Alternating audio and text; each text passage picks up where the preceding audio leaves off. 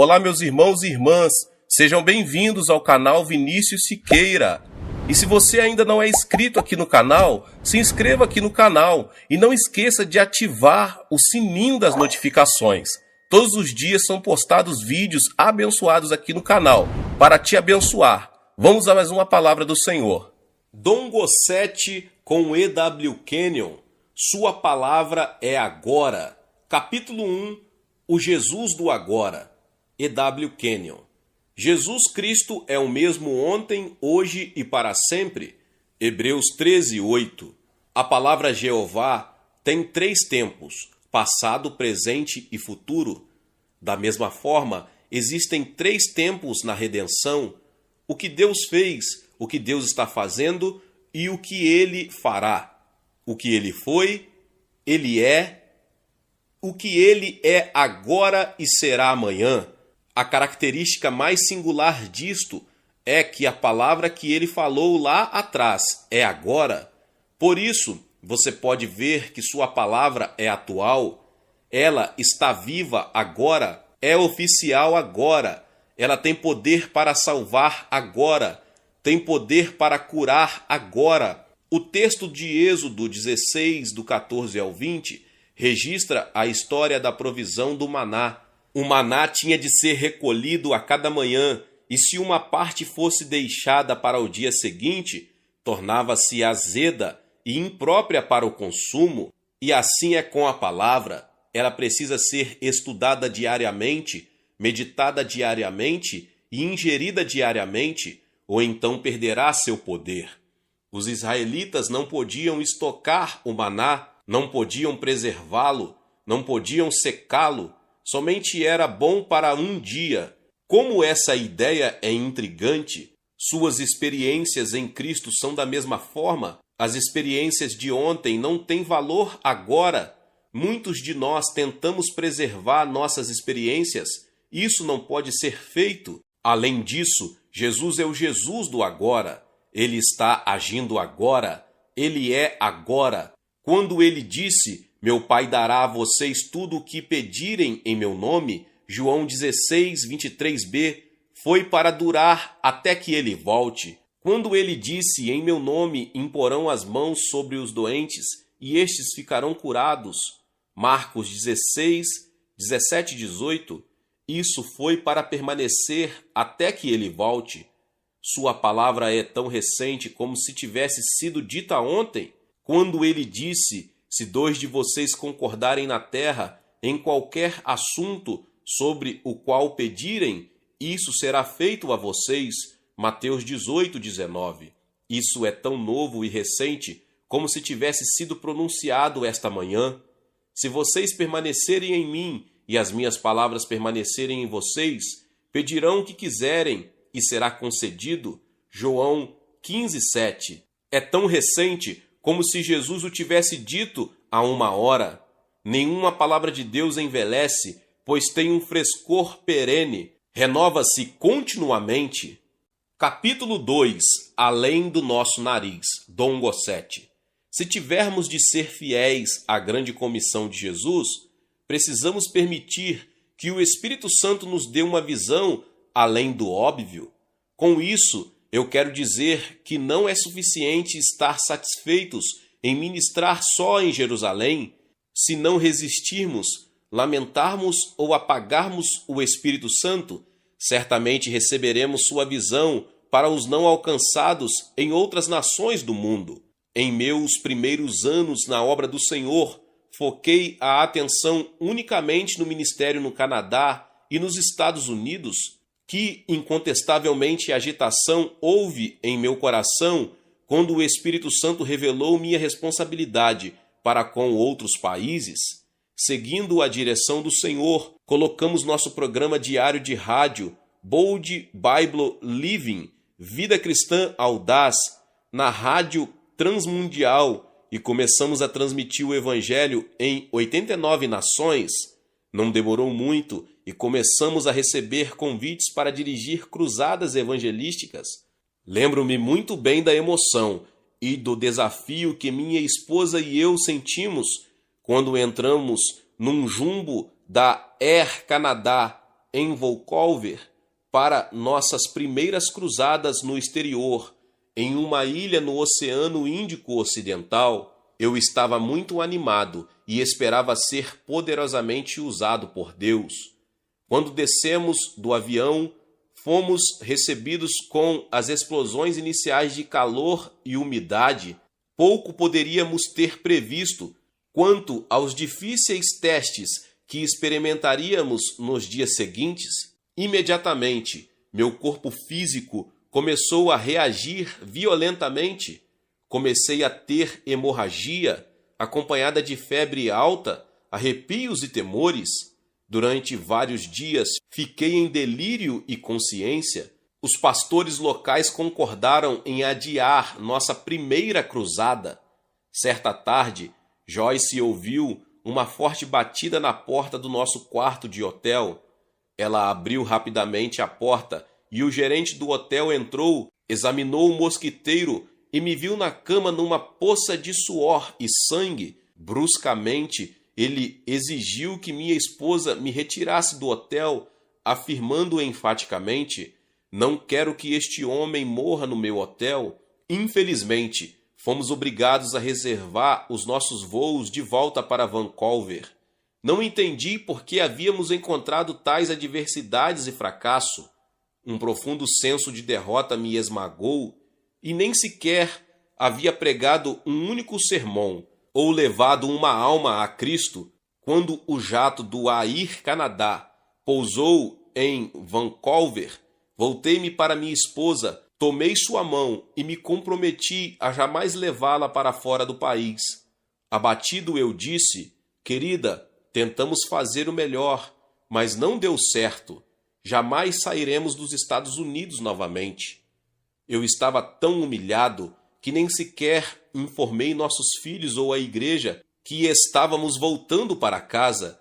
Em vez disso, Joyce e eu alugamos um carro no aeroporto e fomos para casa.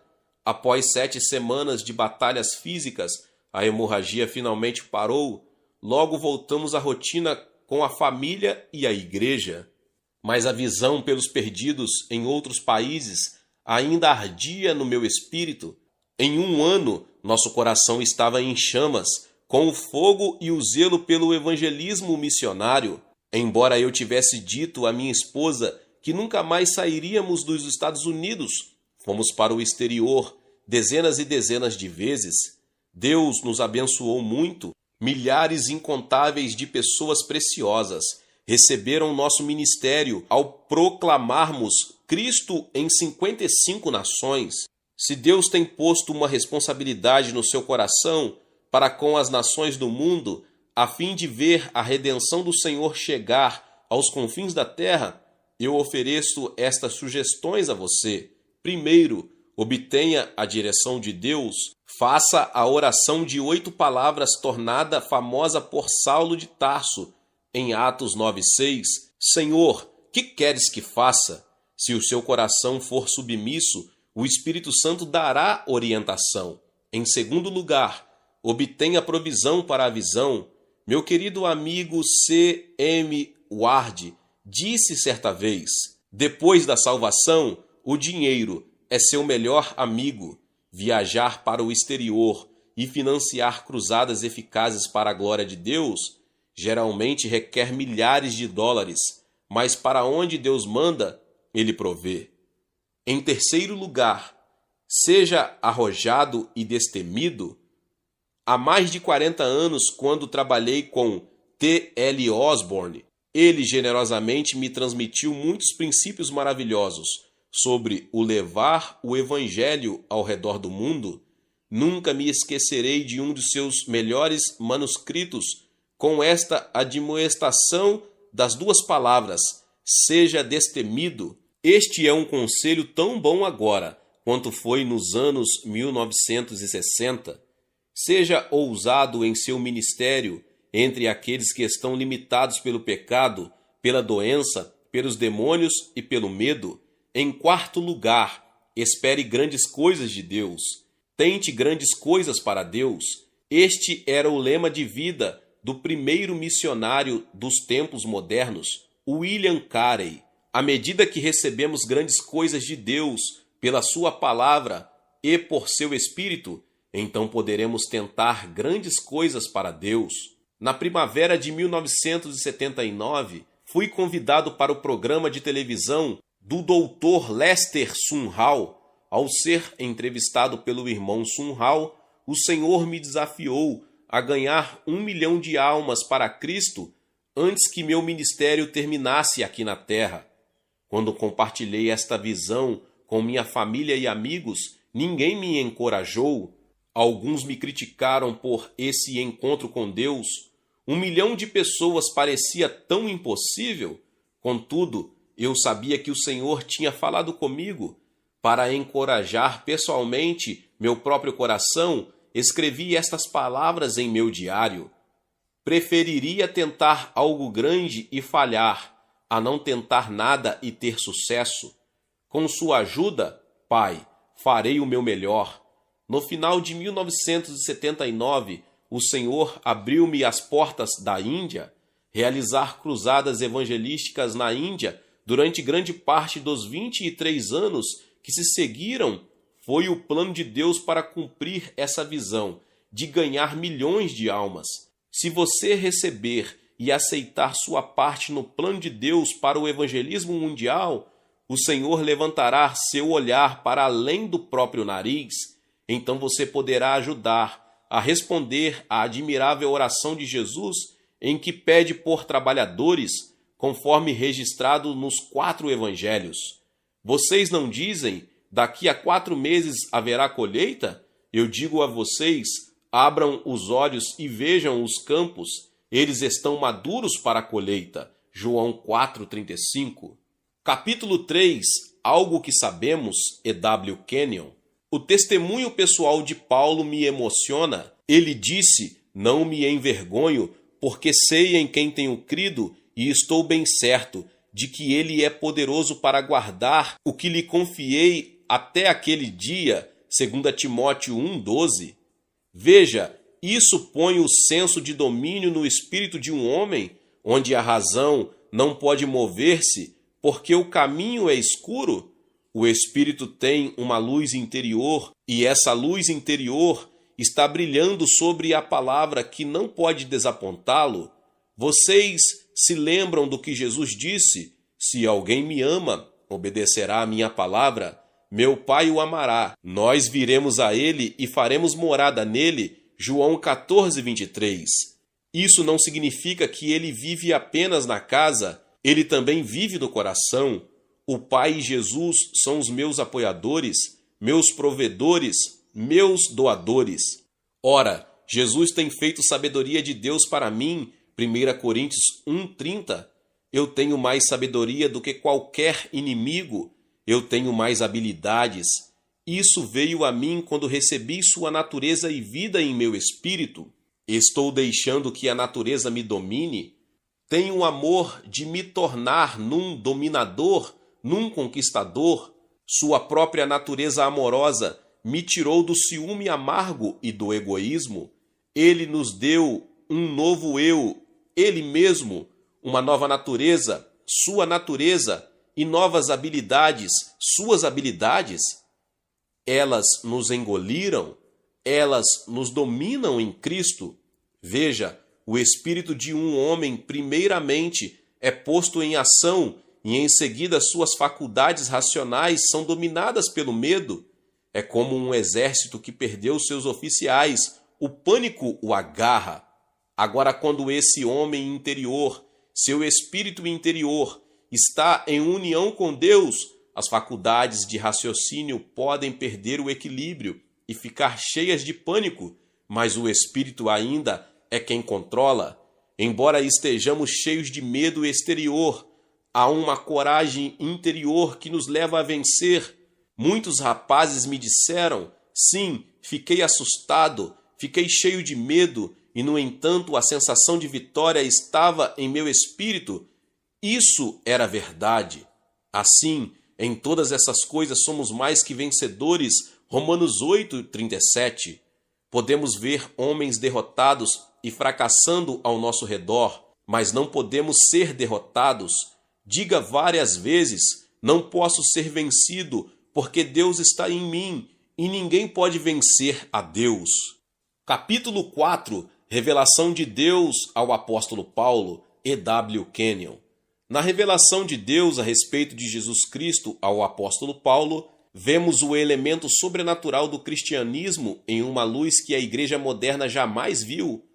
A revelação a Paulo começou com Jesus sendo feito pecado, tratou tanto do que Jesus fez como do que lhe foi feito durante os 3 dias e 3 noites em que esteve morto, até que finalmente ele ressuscitou dos mortos, levou seu sangue ao lugar santíssimo e sentou-se à direita do Pai.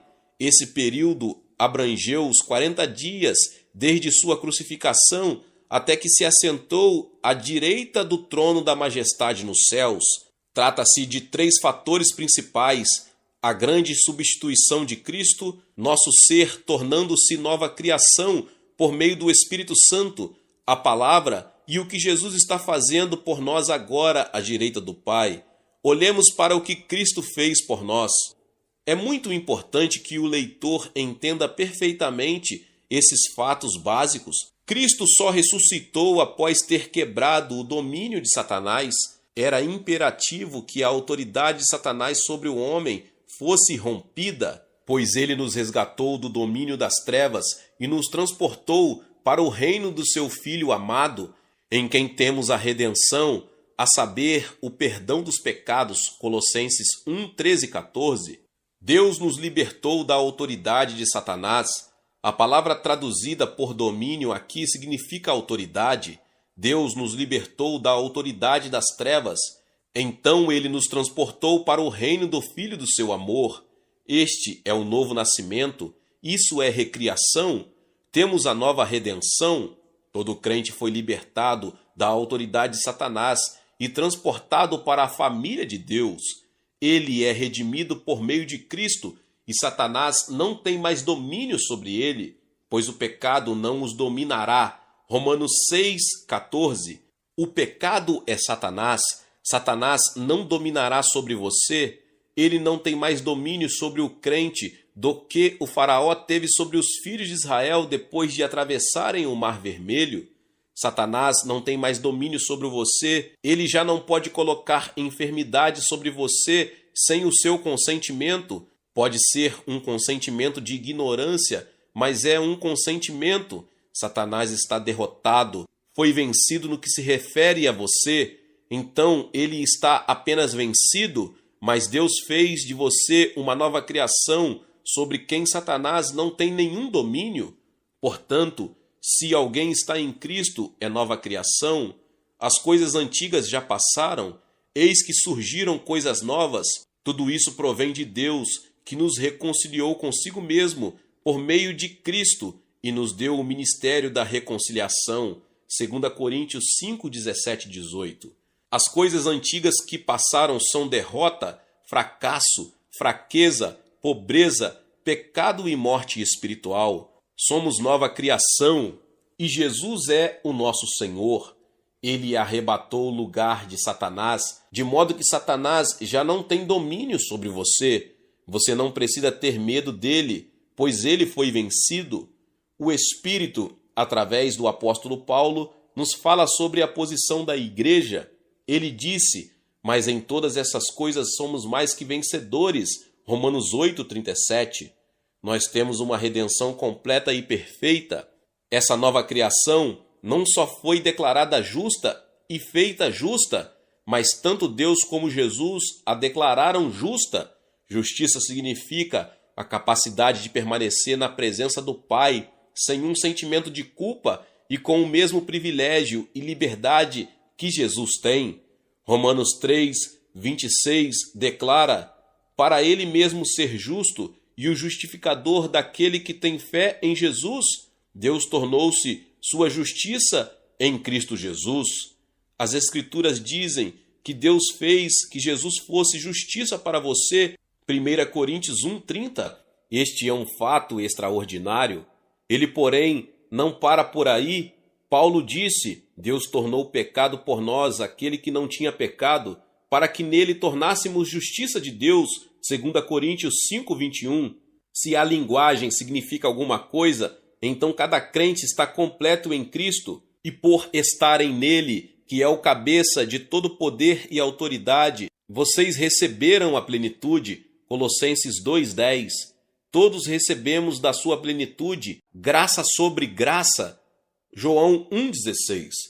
O crente não é um pedinte servil, mendigando favores. Ele é um filho de Deus, herdeiro de Deus, um príncipe de Deus.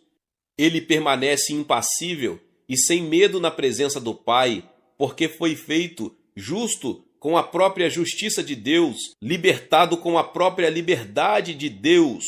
O Filho libertou você, João 8:36. Na realidade, você é livre. A doença e a enfermidade não têm domínio sobre você.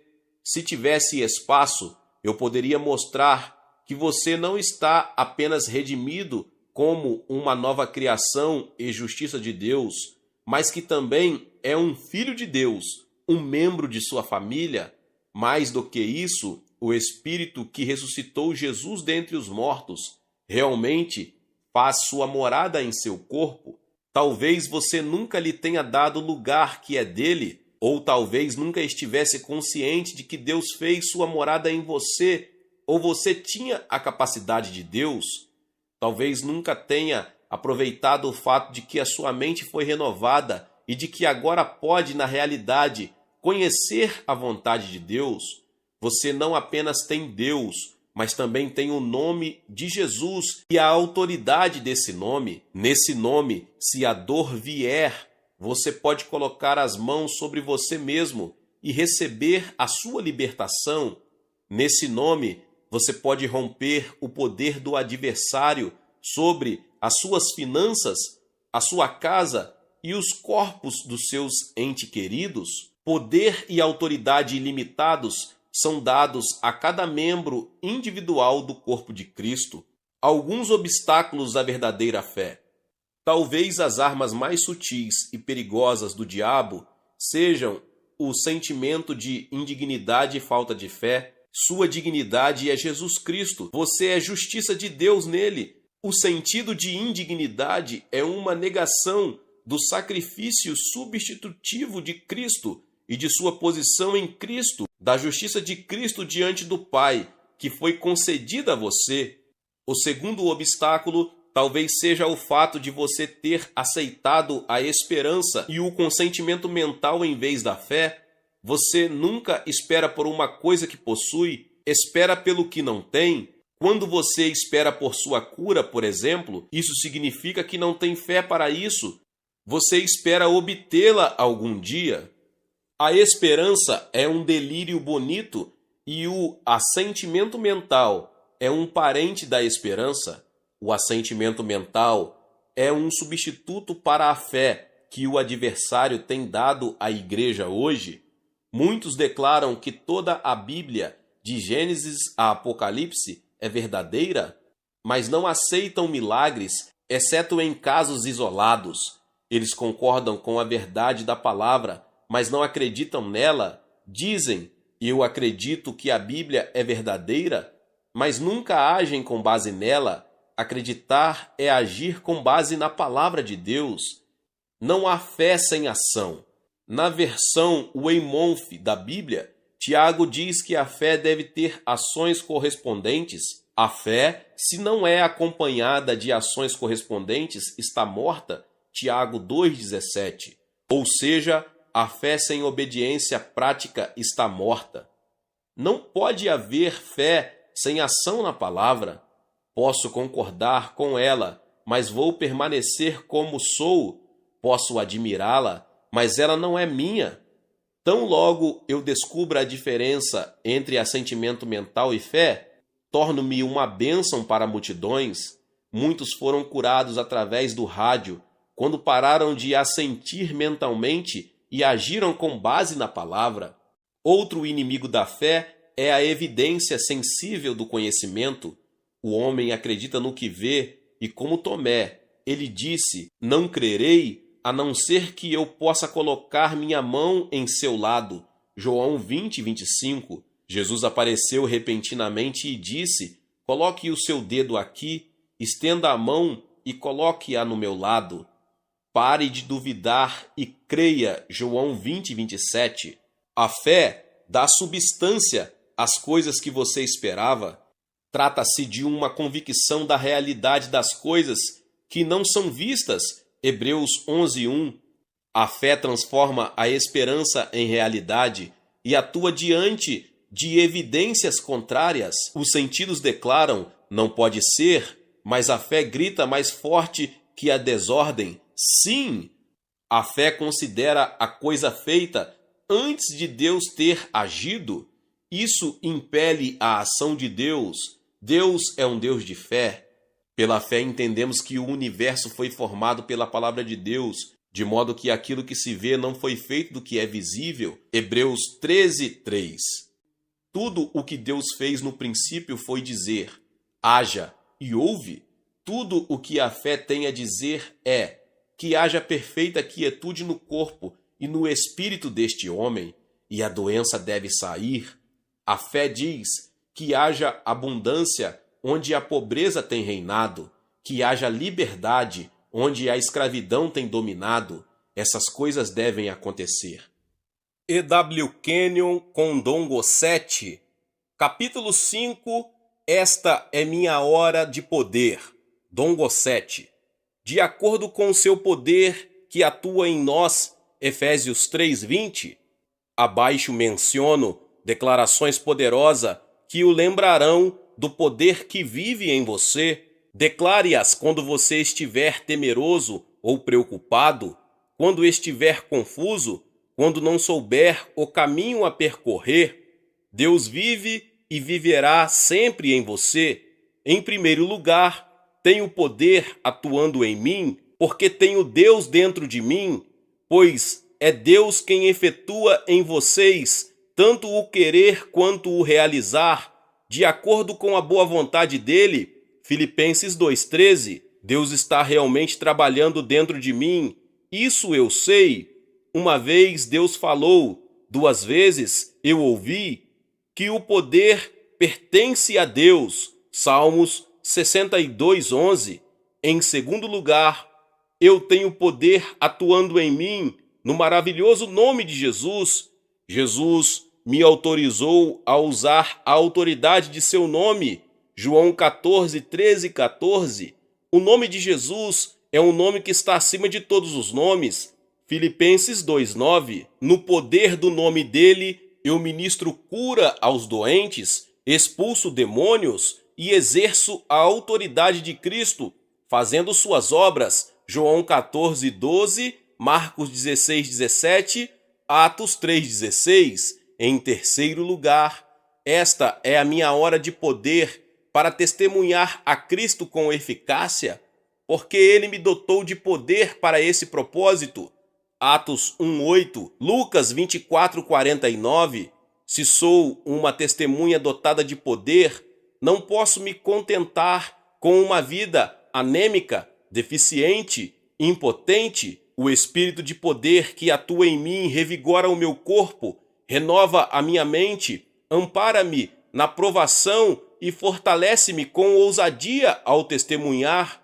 Romanos 8:11, Atos 4:31. Em quarto lugar, eu sei que toda a autoridade nos céus e na terra, Mateus 28:18, foi dada a meu Senhor.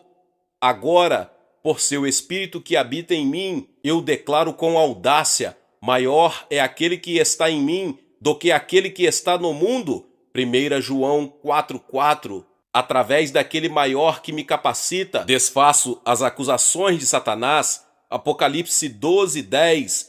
Rejeito a condenação. Romanos 8:1. Recuso o medo. 2 Timóteo 1:7. E venço suas forças de assédio. 1 Pedro 5:9. Em quinto lugar, tenho poder atuando em mim quando corajosamente confesso a palavra. A palavra é a espada do Espírito que derrota Satanás. Quando eu confesso a palavra, são criados resultados poderosos: cura, força, dinheiro e bênçãos. Em sexto lugar, tenho poder atuando em mim. Quando louvo o Senhor, o louvor é poder liberado em direção a Deus, que traz dele uma poderosa resposta. O simples fato de louvar o Senhor faz que coisas sobrenaturais aconteçam o tempo todo. Corpos curados, demônios expulsos, paz restauradas a corações perturbados. Ó, o poder do louvor! Deus está restaurando a minha vida, esse poder agora. Eu o louvarei. Aleluia! Louvai o Senhor. Em sétimo lugar, esta é a minha hora de poder. Aquele que é capaz de fazer infinitamente mais do que tudo o que pedimos ou pensamos, de acordo com o seu poder que atua em nós. A ele seja a glória na igreja e em Cristo Jesus por todas as gerações, para todo o sempre. Amém. Efésios 3, 20 e 21. Capítulo 6. Debaixo estão os braços eternos. E.W. Kenyon. Eu não sabia que ele era o apoiador, aquele que ficaria com o meu fardo e carregaria a minha carga. Eu era cristão havia anos, eu estava me mantendo firme e fazendo o melhor que podia. Estava me rendendo, consagrando, entregando e cedendo tudo, mas eu nunca havia aprendido a levar tudo. Eu não tinha aprendido a desfrutar da minha atual herança nele. Eu achava que era tão fraco e mal que tinha de me consagrar e me render continuamente. Eu não sabia que fora criado em Cristo Jesus para boas obras. Não sabia que era um participante da natureza divina, que tinha a força de Deus em mim. Não sabia que ele tinha criado o universo e feito sua morada em meu corpo. Então eu estava tentando lutar o melhor que podia. Eu costumava dizer, eu estou me mantendo firme, a luta é dura, o adversário está me pressionando. Eu não fazia ideia que debaixo de tudo isso estavam os braços eternos. Não sabia que Satanás fora açoitado, vencido e derrotado por aquele que me manteve firme. Eu não sabia que meu Pai era maior que todos e que preciosa e maravilhosa verdade estava revelada ao meu coração. Então eu vi e me perguntei por que estivera cego por tanto tempo. Perguntei-me por que eu não tinha visto tudo antes. Vi que eu estava andando com ele e que ele sempre estava à minha frente quando vinha o perigo. Eu vi os inimigos se espalharem e nunca levantarem uma lança, espada ou dardo, porque o maior os tinha vencido e eles sabiam disso, mas eu não sabia. Agora estou começando a conhecê-lo, estou começando a descansar em seu repouso, viver em seu amor, em sua serenidade, a repousar no abraço de sua força. Ele está me alimentando com o pão do céu, o manado poderoso. Ele me encorajou com o vinho de sua própria criação e eu estou contente. Capítulo 7. O que confesso eu possuo. Dom Gosset. O que você confessa é o que possui. Aqui está uma lista de declarações bíblicas a serem confessadas. Primeiro, confesso Jesus como meu Senhor. Possuo a salvação. Romanos 10, 9 e 10. Em segundo lugar, confesso que pelas suas pisaduras estou curado. Sua cura está em mim. Isaías 53, 5. Terceiro, confesso que o Filho me libertou. Possuo liberdade absoluta. João 8, 36. Quarto, confesso que o amor de Deus é derramado em meu coração pelo Espírito Santo. Romanos 5, 5. Possuo a habilidade de amar todas as pessoas. Quinto, confesso que os justos são corajosos como o leão. Provérbios 28, 1. Possuo a coragem de um coração de leão na guerra espiritual. Sexto, confesso que Deus nunca me deixará nem me abandonará. Hebreus 13, 5 e 6. Tenho a presença de Deus em cada passo que dou. Sétimo, confesso que sou redimido do Senhor. Salmos 107, 2. Possuo os benefícios desse resgate todos os dias. Oitavo, confesso que a unção do Santo permanece em mim, 1 João 2,27, e tem resultados que destroem todo tipo de jugo, Isaías 10,27. Nono, confesso em nome de Jesus que posso expulsar demônios, Marcos 16,17. Possuo a dinâmica da libertação que supera o diabo. Décimo, confesso que, quando eu puser minhas mãos sobre os enfermos, eles se recuperarão, Marcos 16,18. Recebi poder para curar os oprimidos. 11º, confesso que sou um ramo da videira viva, João 15,5. Possuo a vida da videira onde quer que eu vá. 12º, confesso que sou justiça de Deus em Cristo, 2 Coríntios 5,21. Possuo a capacidade de permanecer livremente na presença santa de Deus e como vencedor na presença de Satanás. 13º, confesso que sou o templo do Deus vivo, 2 Coríntios 6,16. Deus habita em mim e anda comigo. 14º, confesso que Deus suprirá todas as minhas necessidades, Filipenses 4,19. Possuo o suprimento a cada necessidade. Capítulo 8, o Pai Celestial, E.W. Kenyon. O Pai Celestial, Marcos 6,32, como é eternamente maravilhoso. Outrora o Deus dos judeus estava longe demais, mas não é assim hoje. Ele conhece minhas necessidades, ele as entende e as supre. Jesus disse em João 10, 27 ao 29, as minhas ovelhas ouvem a minha voz, eu as conheço e elas me seguem. Eu lhes dou a vida eterna e elas jamais perecerão. Ninguém as poderá arrancar da minha mão. Meu Pai que as deu para mim é maior do que todos. Ninguém as pode arrancar da mão de meu Pai. Meu Pai é maior do que todos. Como isso eleva a alma? Precisamos muito desse fato precioso e maravilhoso. O Pai nos ama, nos conhece e cuida de nós. Ele é maior do que qualquer problema que nos confronta e qualquer circunstância que nos aprisiona. Ele é maior que a pobreza e maior que os nossos inimigos. Nosso Pai é maior do que qualquer coisa.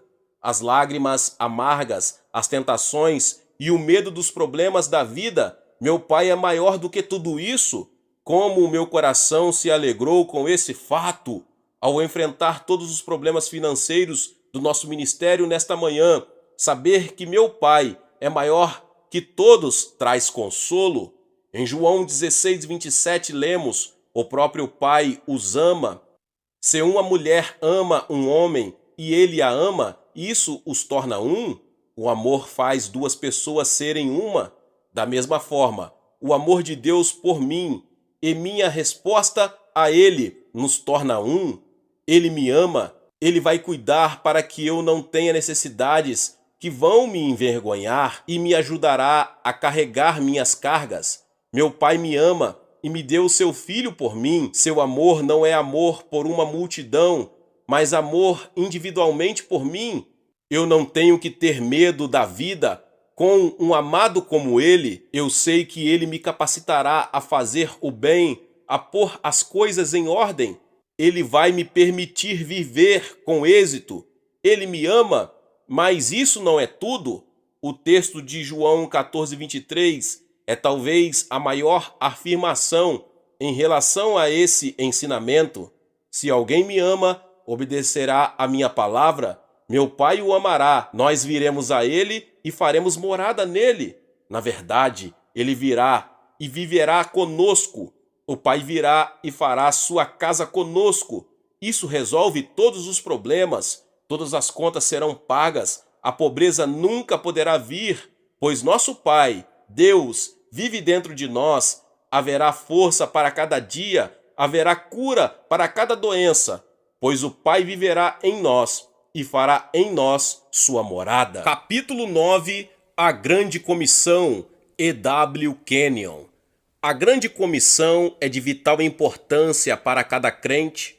Quando estava se despedindo dos discípulos, Jesus disse: Foi-me dada toda a autoridade nos céus e na terra, portanto, Vão e façam discípulos de todas as nações, batizando-os em nome do Pai e do Filho e do Espírito Santo, ensinando-os a obedecer a tudo o que eu ordenei a vocês, e eu estarei sempre com vocês até o fim dos tempos. Mateus 28, 18 ao 20. Toda a autoridade foi dada a Jesus no céu e na terra. Ele não precisava de autoridade, ele sempre a teve. Então por que ela foi dada agora que ele estava deixando a terra? Ela lhe foi dada porque ele era a cabeça da igreja, o primogênito dentre os mortos. Ele era o Senhor da igreja, seu corpo. Ele deveria usar essa autoridade por meio da igreja e para ela. No entanto, se não houver maneira de a igreja usá-la, então a capacidade é como o nosso capital não utilizado. Temos, por exemplo, bilhões de dólares em ouro enterrados no chão pelo governo. Algumas pessoas acham isso falta de bom senso, pois poderiam estar circulando e trazendo bênçãos para o povo. A igreja tem feito o mesmo com a autoridade que Deus deu a Jesus, enterrou-a em sua teologia e credos. Ninguém parece ter sido capaz de alcançá-la, e isso não está fazendo bem a ninguém. A igreja não sabe que Jesus, antes de ir embora, deu-lhe o poder de usar seu nome. Essa procuração dá ao crente acesso a toda a autoridade. E eu farei o que vocês pedirem em meu nome, para que o Pai seja glorificado no Filho. O que vocês pedirem em meu nome, eu farei. João 14, 13, 14. Isso não é oração, é usar o nome de Jesus para recorrer a toda a autoridade. O livro de Atos apresenta caso após caso de homens que aproveitaram toda a autoridade e que foram abençoados por ela. Essa toda a autoridade está disponível àqueles que usam o nome de Jesus. Ela nunca foi retirada. Se uma parte daquela grande comissão foi revogada, então tudo isso será anulado. Se um milagre foi posto de lado, então todos os milagres foram postos de lado. E o nome de Jesus não tem autoridade, mas sabemos que seu nome nos foi dado por um ato de milagre. Jesus disse: estes sinais acompanharão os que crerem. Em meu nome expulsarão demônios, falarão novas línguas, pegarão em serpentes, e se beberem algum veneno mortal, não lhes fará mal nenhum. Imporão as mãos sobre os doentes, e estes ficarão curados. Marcos 16, 17 e 18. O adversário traz cada uma dessas maldições sobre a igreja de Deus e sobre o mundo não salvo. Satanás prende os homens em escravidão, enche-os de medo venenoso e rouba-lhes seu testemunho, para que não falem em novas línguas de libertação e vitória. Ele rouba aos cristãos a capacidade de colocar as mãos sobre os doentes e ver seus queridos sendo recuperados. Como? O conhecimento sensorial ganha controle sobre o ministério. Jesus disse: assim que os homens crescem nele, imediatamente esses sinais os acompanhariam. Imediatamente eles começariam a expulsar demônios. Imediatamente eles começariam a falar com línguas de poder. Imediatamente eles dominariam a doença. As serpentes são um emblema das doenças e dos demônios. Depois de lhes ter falado, o Senhor foi elevado aos céus e assentou-se à direita de Deus. Então os discípulos saíram e pregaram por toda parte, e o Senhor cooperava com eles, confirmando-lhes a palavra com os sinais que o acompanhavam. Marcos 16, 19 e 20. A palavra que ele falou e a palavra que eles ousaram confessar foram confirmadas por sinais que as acompanhavam. A atitude de Deus com relação ao pecado e enfermidades nunca mudou. Hebreus 13, 8 declara que Jesus Cristo é o mesmo ontem, hoje e eternamente. Ele se opôs à enfermidade naquela época e se opõe agora. Ele sofreu por causa do pecado. E sua atitude para com o pecado é hoje a mesma que foi no passado. Por isso, assuma toda a autoridade que você recebeu e faça discípulos de todas as nações, cumprindo assim a grande comissão. Capítulo 10. A salvação está no Cristo entronizado. Don Gossett. Não há salvação na cruz. A salvação está no Cristo entronizado e no túmulo vazio. Há muitos cristãos que irão pensar que lhes tirei a salvação ao dizer a verdade sobre a cruz, mas isso não deixa de ser verdade. Algumas igrejas não têm Cristo entronizado, nenhum Salvador à direita de Deus. Elas simplesmente colocaram um Cristo morto na cruz. E as pessoas hoje que dizem estar vivendo a vida da cruz e que se apegam à cruz e nela confiam, não têm o Cristo ressurreto. Eu me pergunto se você sabe que é tão ruim cantar uma mentira quanto pregá-la.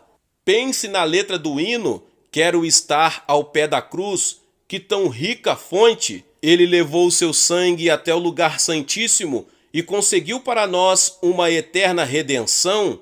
Eu não quero permanecer perto da cruz. Por quê? Porque estamos em Cristo. Temos a vida e a natureza do Pai em nós. Jesus disse, eu sou a videira, vocês são os ramos. João 15:5. A videira não está na cruz, a videira está no céu, e é Cristo em vocês, a esperança da glória. Colossenses 1:27. Você sabe por que alguns pregam a respeito da cruz e falam sobre ela? Porque eles vivem no reino da sensação. A cruz é algo que eles podem ver e sentir. Eles podem agarrar a pequena cruz de ouro pendurada em uma corrente ao redor do pescoço ou presa na lapela de seus casacos e sentem-se muito perto dela, mas Cristo não está na cruz de ouro. Cristo está sentado à direita do Pai. Ele expulsou o pecado, ele venceu Satanás, ele ressuscitou dos mortos, ele levou todos para o céu. É lá que estão agora, quando levou seu sangue ao céu e a Corte Suprema do Universo o aceitou. Ele foi derramado no propiciatório na presença do Pai, e Cristo se sentou, e ele ainda está lá hoje. Seu trabalho havia sido concluído. Portanto, sua obra começou na cruz e terminou no trono. Não consigo entender por que os cristãos dão mais importância à cruz do que ao Cristo entronizado e de estarem sentados com ele. A cruz é onde meu Senhor ficou pendurado, onde Deus pôs nossa iniquidade sobre ele, onde Deus o fez pecado por nós, onde Deus o abandonou, onde Deus o entregou a Satanás, onde o pecado triunfou e onde Deus ignorou sua oração. Nenhum anjo ministrou a Cristo ali. A escuridão lançou um véu sobre a cruz. Foi onde o amor chegou ao limite de sua expressão. Ele deixou seu corpo pendurado na cruz. Foi para o lugar onde deveríamos ter ido e sofreu em nosso lugar, até que cada reivindicação fosse cumprida. Em seguida, foi justificado em espírito, vivificado em espírito e conquistou Satanás em espírito como nosso substituto. Então, ele voltou a habitar seu próprio corpo, pleno de imortalidade, e ressurgiu dentre os mortos. O Cristo entronizado é um recibo integral da sua cura. O Cristo entronizado prova que ele concluiu a obra que começou. Pense sempre em Satanás como um derrotado, alguém sobre quem você tem domínio, em nome de Jesus. Nesse nome, a nova criação é o dominador dos demônios e da doença e de todas as circunstâncias que o prendam em escravidão. Nós temos uma redenção perfeita, uma nova criação perfeita e uma perfeita união com Cristo. Eu sou a videira, vocês são os ramos. João 15:5, disse Jesus. Nós temos uma mensagem que traz sucesso, saúde, felicidade e vitória a todos. Todos são um fracasso fora de Cristo. Nós temos a solução de Deus para o problema humano. A palavra viva nos seus lábios faz de você um vitorioso, torna a enfermidade e a pobreza as suas servas. A palavra viva nos seus lábios traz Deus à cena, vitória e êxito ao derrotado. Meus irmãos e irmãs, chegamos ao término do capítulo 10. Se você ainda não é inscrito aqui no canal, se inscreva no canal e ative o sininho das notificações para que você fique por dentro de todos os vídeos que são postados aqui no canal. Deixe também o seu like e não se esqueça de compartilhar esta palavra com mais pessoas. Nos vemos nos próximos vídeos. Amém.